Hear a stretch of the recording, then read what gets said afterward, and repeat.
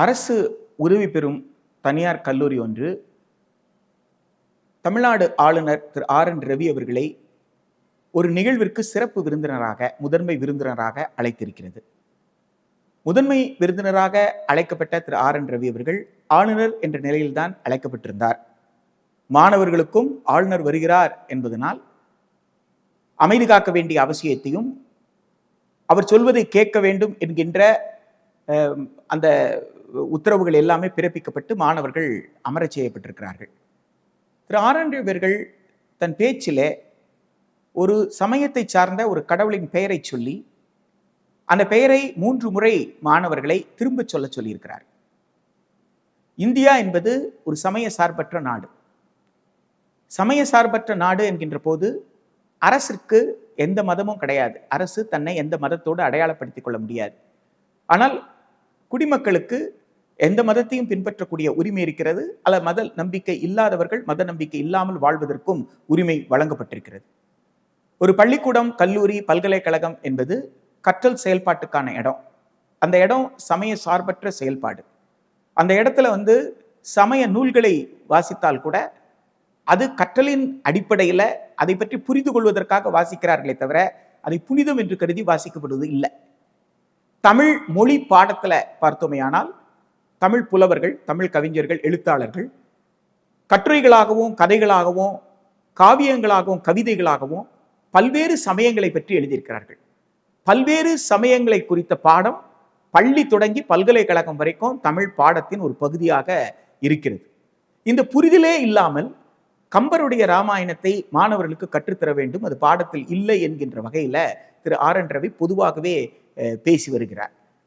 அதுவே அவர் தமிழ்நாட்டினுடைய கல்வி திட்டங்களை, தமிழ்நாட்டினுடைய பாடத்திட்டத்தை, பாட நூலை முழுமையாக புரிந்து கொள்ளாமல் ஒரு ஆணவத்தில் ஒரு குறிப்பிட்ட பிரிவினரை மற்றவர்களுக்கு எதிராக திருப்பிவிடக்கூடிய ஒரு சூழ்ச்சிகரமான ஒரு பேச்சை அவர் சமீப காலத்துல தொடர்ந்து பேசிட்டு வர்றார்.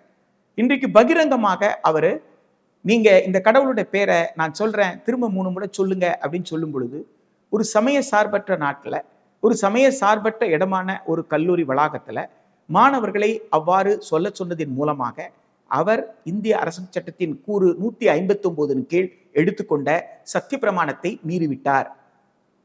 சத்திய பிரமாணத்துல அவர் முக்கியமா சொல்றது என்னன்னா, இந்திய அரசமைப்பு சட்டத்தை காப்பாற்றுவேன் என்பதுதான், அதை போற்றுவேன், அதை உயர்த்தி பிடிப்பேன் என்பதுதான் அவருடைய சத்திய பிரமாணம். இந்திய அரசியல் சட்டத்தின் கூறு 51A உட்பிரிவு ஏல ரொம்ப தெளிவா சொல்லியிருக்கிறாங்க. இந்திய அரசமைப்பு சட்டம் முன்வைக்கக்கூடிய விழுமியங்களை நாம் உயர்த்தி பிடிக்கணும் அப்படின்னு சொல்லி, கான்ஸ்டிடியூஷன் அப்படின்னு சொல்றது மிக முக்கியமாக எல்லோரும் கடைபிடிக்க வேண்டிய ஒரு முக்கியமான ஆவணம். உயிராக பார்க்க வேண்டியது. கொடி எப்படியோ, தேசிய சின்னங்கள் எப்படியோ அப்படித்தான் இந்திய அரசமைப்பு சட்டம். அதை பாதுகாக்க வேண்டிய கடமை ஒவ்வொரு இந்திய குடிமக்களுக்கும் இருக்கிறது என்று 51A சொல்லுது. Hல அறிவியல் வாழ்வியலாக இருப்பதற்கு தேவையான அனைத்து பரப்புரையும் செய்யணும் அப்படின்னு சொல்லு. மனிதர்களை சிறந்த மனிதர்களாக உருவாக்குவதற்கான இதெல்லாம் யாருக்கு கொடுக்கப்பட்டிருக்கா? எல்லா குடிமக்களுக்கும் கொடுக்கப்பட்டிருக்கு. ஒரு சமய சார்பற்ற அரசமைப்பு சட்டத்தில், ஒரு சமய சார்பற்ற நாட்டில் அரசனுடைய ஒரு அங்கமாக விளங்கக்கூடிய ஒரு கல்லூரி வளாகத்தில் கல்லூரி மாணவர்களிடம் ஆளுநர் அவர்கள் ஒரு மதத்தை சார்ந்த ஒரு குறிப்பிட்ட கடவுளுடைய பெயரை சொல்லி 3 முறை திரும்ப சொல்லுங்கன்னு சொன்னதன் மூலமாக தன்னுடைய சத்திய பிரமாணத்தை அவர் மீறிவிட்டார். சத்திய பிரமாணத்தை மீறிவிட்ட காரணத்தினால் ஆளுநர் அவர்கள் ஒரு நொடி கூட ஆளுநராக திரு ஆர்.என். ரவி அவர்கள் நீடிப்பதற்கு வாய்ப்பே இல்லை. அவர் நீடிக்கக்கூடாது. ஆனால் அவர் நீடிக்கிறார் என்கின்ற போது குடியரசுத் தலைவர்கள் அவரை உடனடியாக அந்த பொறுப்பிலிருந்து நீக்க உரிய நடவடிக்கை எடுக்க வேண்டும். நம்ம கொஞ்சம் யோசிச்சு பார்க்கணும். இப்ப அந்த மாணவர்கள்ல யாராவது ஒருத்தர், ஐயா ஆளுநர் அவர்களே, இது மதச்சார்பற்ற நாடு, மதச்சார்பற்ற நாட்டுல ஒரு குறிப்பிட்ட கடவுள் பெயரை சொல்லி நீங்க திரும்ப சொல்றீங்களே, இது எப்படி நியாயம் அப்படின்னு ஒரு மாணவர் கேட்பதற்கு எவ்வளவு நேரம் ஆகியிருக்க போகுது? தன் எதிர்ப்பை ஒரு மாணவர் தெரிவிக்கணும்னு நினைச்சிருந்தாரா? தெரிவித்திருக்க மாட்டாரா?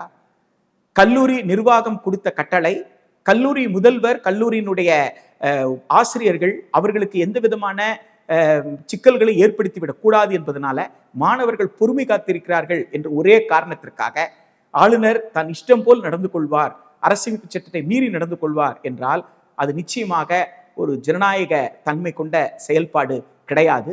ஆளுநரே சட்டத்தை மதிக்கவில்லை என்கின்ற போது மாணவர்கள் எப்படி சட்டத்தை மதிப்பார்கள் என்ற கேள்வி இயல்பாக எழுகிறது. எனவே அரசமைப்பு சட்டத்தை காப்பாற்ற தவறிய ஆளுநர் அவர்கள் திரு RN ரவி அவர்கள் உடனடியாக பதவி விலக வேண்டும். அவர் பதவி விலகவில்லை என்றால் குடியரசுத் தலைவர் அவரை பதவியிலிருந்து நீக்க வேண்டும்.